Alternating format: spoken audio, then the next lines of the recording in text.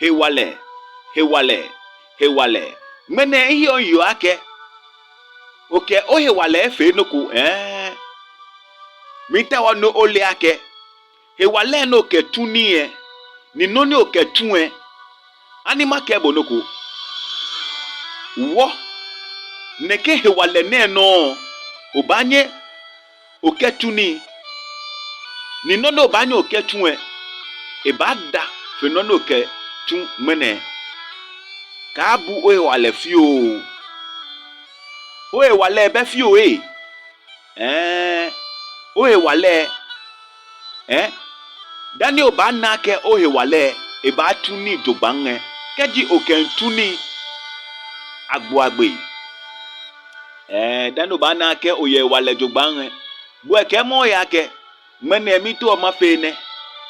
noko no fe ko dan ke mo ya ko ba fe e ba fe bo na pa ke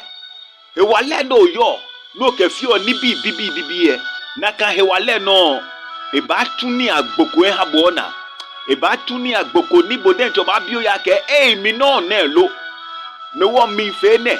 no wo mi hande ne ba mini anyenu anyeyo HEWALÄ no hie e ba nye fe no ko fe no ko e ba je bo no ni bo tawo ni oko HEWALÄ afi ko HEWALÄ atuni ni senamo agbo agbe ba ko HEWALÄ atuni bi ni ba ni minse aba ko HEWALÄ atuni ike ka jo efio ka jo bibio fe mo ni bi agbo agbe ni e ba fe boni otawole e ba bale boni otawole o ba nale boni otawole keji otawo no ku bibio ba ba anyenu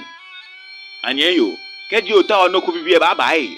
eja ke ndohe mini nutumo ba tu siko to ni bi agbo agbe o ba tu ni bi mini agbo agbe ni nke HEWALÄ ka bule no ko fio o HEWALÄ e ba nye fe ni bi agbo agbe twa ni omanye aba be NuumoAshitey ne oyi ana wala